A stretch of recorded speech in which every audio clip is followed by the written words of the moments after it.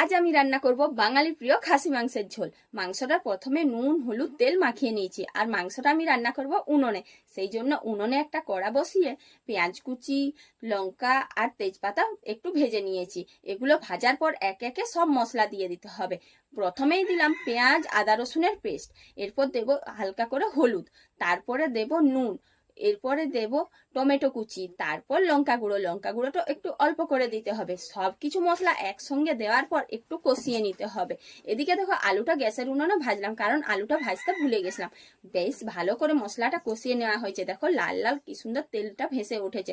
এরপর এটার মধ্যে দিয়ে দিতে হবে মাংসটা। মাংস দিয়ে কিছুক্ষণ নাড়াচাড়া করার পর আলুটা দিতে হবে। আলু একটু বেশি আগে দিলে ঘাটা হয়ে যাবে, সেই জন্য একটু পরে দিলাম। দুটো একসঙ্গে একটু কষিয়ে নেওয়ার পর জল দিতে হবে। এরপর আগুনের আঁচটা একটু কমিয়ে দিতে হবে, কারণ বেশি যদি আঁচ থাকে তাহলে ভালো সেদ্ধ হবে না। আমার মাংসটা কি সুন্দর সেদ্ধ হয়েছে দেখো।